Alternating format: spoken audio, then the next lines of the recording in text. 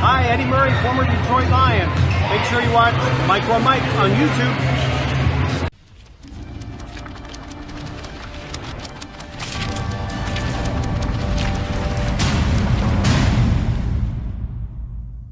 What's going on YouTube? This is your boy Mr. Micro Mike, and today I'm going to debunk Freeps' own Dave Brickhead. Before I get into the video, make sure you subscribe below, hit the bell for my notifications, and leave me a comment. Now let's get into this video. So, I was bored at work today, so I wanted to listen to some Lions podcasts, anything Detroit Lions. So I clicked on Lions Search, and a video came up from Freep about the thoughts of the Texans game. So I clicked on it simply to hear their thoughts about the game, and I scrolled down and I seen a ton of thumbs down compared to thumbs up. And so I said, boy, I gotta listen to this one. This is gonna be interesting. This is something that I gotta listen to, and if it is a fake news, I'm gonna go ahead and debunk it. We already know this is happening because I'm making the video right now. So let's get into it. Dave Brickhead talks about how this game was a blog game, and his reasoning was the lackluster of the offense and defense. Now, he starts off in the video talking about how the offense started slow, it didn't perform well, again and again, and he says, the reason this could be is because the starting wide receivers aren't playing, Matthew Stafford's not playing, but, when someone says but, they're trying to make an excuse. Now, when you're playing against a playoff team, a quality team, any team for that matter, and they have their starters on defense, and you have none of your starters on offense, I would hope that that team, that starting defense would perform better, because it only makes common sense. Now, he said that the offense started slow, and it didn't help by having the scheme was bland. Well, I'm going to initially tell you, first off, we have a quarterback that started who was on the team for 5 days in Josh Johnson. He was starting for the Lions quarterback against the starting defense of the Texans. Of course, the offense is not going to be high-powered at all, barely move, because he literally just signed with the team 5 days ago, and he is a backup of a backup of a backup in all actuality. We had no starting wide receivers, so the ball is not going to get thrown downfield. Plus, we're going against their starting defense. It's not a but scenario in which he was saying, yes, they didn't have the starters, but you want to see more. If we see more than that, then the Texans defense would have to be a huge worry for their fan base, because a quarterback that we signed 5 days ago against backup wide receivers would going down range against a starting defense of the Texans. That would be scary for them. So, of course, we're not going to start fast, specifically talking about the offense when it comes to passing. He forgot to mention how the fact that the running game was extremely well, specifically Kerryon Johnson, how he worked very, very well. And in the video, he did not compliment the most important part of what we saw when it comes to the Detroit Lions in that game. How the offensive line was far better than the week prior. Completely better. They were pass protecting, they were opening up holes, and we solidified that left guard position with Joe Dahl. That was the number one worry this offseason for me, was the offensive line. And it feels like we finally got our starter with the guard position. And he did not mention that one time. He did not talk about how the running game was doing very well. Considering the fact that we had no passing ability, their starting defense, and we were still opening up holes against our offensive line, knowing that defense could easily stop the pass, they still could not stop the run. That is a huge positive for that offensive line, and you did not hear that in this video. And it just shows the intelligence of these people in the fake legacy news media. They don't know what they're talking about. He talked about how he wants to see this offense perform better and more consistent. This is the preseason. Points does not matter. When you're looking at the preseason, we're looking for a couple things. We're not looking for points. We're looking for the young guy's performance, who can jump in and become a contributor for a team that's a backup. That's vital for the preseason. We're evaluating the young players. We're not evaluating the starters. That's imperative because starters barely get a chance in the preseason. This is about evaluating the depth all around of a team, the individuals who's on a roster bubble who can potentially make the team. He didn't talk about that.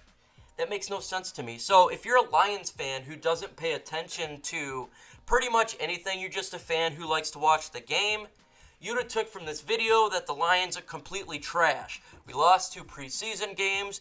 They look bad, period. You wouldn't know the fact that literally our main players didn't play and our backups were going against their starters. It just didn't make any sense to me. So that's fake news. He didn't explain that. Yes, we lost the game. Duh, we lost the game. We did not have our starters in the game. And he did not mention the improvements of the offensive line. And to me, that was huge. Then he goes on about Matthew Stafford, how he needs reps in the preseason, questioning why he's not playing in the preseason. I am tired of this narrative. This narrative makes no sense to me. Matthew Stafford's a 10-year vet. He is a starter. The team does not want him getting injured. We know what happens when your starters get injured. Look at teams around the NFL, specifically the Arizona Cardinals. They're losing players left and right, and it's going to affect their season. Why put your starters like a Matthew Stafford, who's so vital towards this offense, in there simply to possibly get him hurt and screw us over in the regular season? It just doesn't make any sense to me. The fact that they're even considering him of Stafford being hurt because he's not played in a game yet, did they not tell you the fact that 12 other starting quarterbacks in the NFL, has not made a snap yet too? So nearly half the NFL's quarterbacks has not taken a snap, not just Matthew Stafford, because teams worry about injuries. They understand what their starting quarterbacks are going to do. Why risk it? Why risk putting Marvin Jones out there? Why risk putting Danny Amendola out there? Why risk putting Kenny Galladay out there? It makes no sense to me. Rest the players. Try to look for the young guys who can potentially make an impact on this team and move forward. He talked about playing from behind. We have our backs. So it doesn't points does not matter in the preseason. You look at individual talent and you address individual talent because a lot of these players are not going to be on the team. That's what you need to do. Obviously, you want to see your team to do well and you want to see them take it up a notch and play like their job depends on it.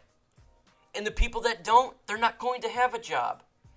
That's the whole point of the preseason, to find these players who wants to play, who puts in all the effort, and who wants to compete to make a roster spot. Talked about how the defensive line struggled to get pass rush.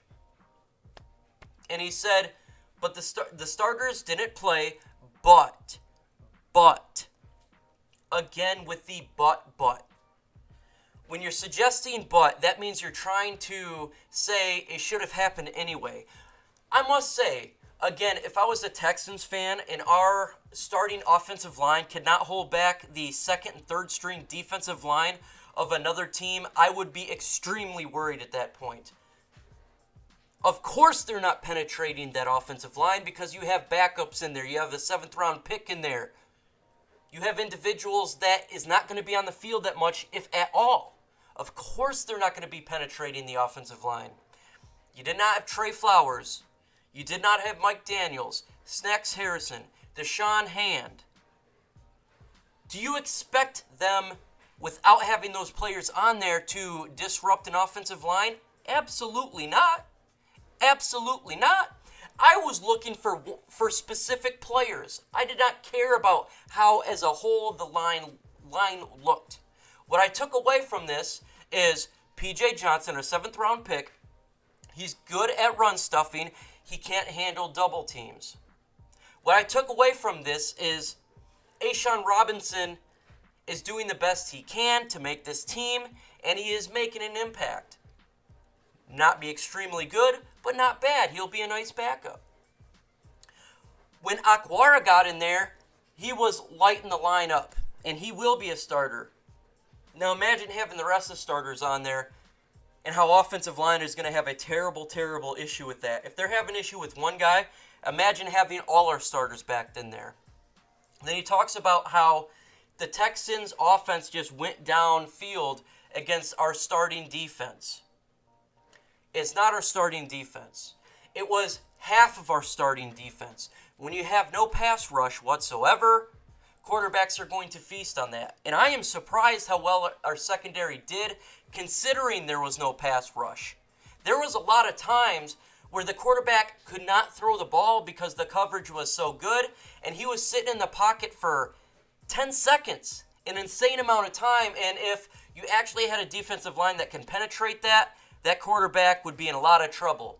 Considering the fact that we had second and third stringers out there when it comes to our defensive line, our secondary made 2 turnovers. To me, that's extremely well. Because the best thing for a secondary is a scary defensive line, and we all know that. He did not mention that fact. He did not mention the fact how well Tavai is performing as a second-round pick. He did not explain that, how well this second-round pick is taking on the game as fast as he is, and that's extremely well. He did not talk about how Killebrew is really picking it up compared to what he was last year as a linebacker, and he potentially could make this roster. He talked a little bit about Jalen Reeves-Maybin, but with the amount of Jalen Reeves-Maybin, how much he did, how much he affected that game last week, he should have got far more praise. And Jalen Reeves-Maybin did extremely well. I love criticism, but you have to have founded criticism. I will take any YouTuber on Detroit of Detroit sports, whether you're in the DSA or not, over any of these legacy media folks, because they don't understand what they're talking about. They're not looking at the big picture. They're looking simply at what they want to see, because they know that doing negative media gets views and hits and clicks.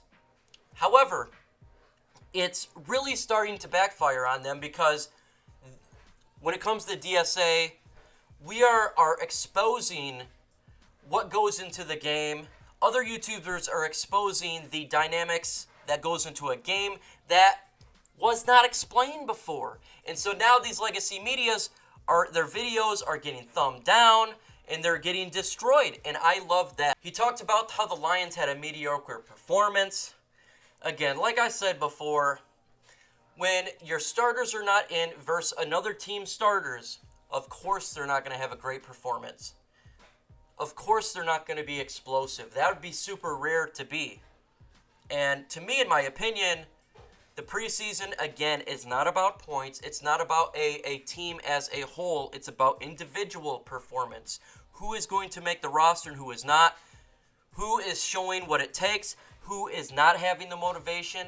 And that's so the coaches, the general manager, can evaluate the talent and create a competent 53-man roster with a complemented practice squad. So I had to come on here and kind of destroy that narrative that Dave Brickhead did, and got to keep these guys honest. Folks, I want to say a huge thank you to you guys, because, man, you guys destroyed that video in the comment section and in the thumbs down video. I seen a lot of the regulars in there, JGB. I seen a lot of the subscribers of the DSA in there, just destroying the video. If you haven't seen that video, it is under Detroit Lions search within a week, and you'll see Dave Brickhead breaking down the Texans game. If you haven't seen it, do so. I'm not even going to throw that in my description. It's fairly easy to find. And look and listen to how he's talking with the with the you'll see it. If you listen exactly how he's speaking, you'll understand why I say it's fake news and why I say it's garbage analysis. With this said, folks, adios.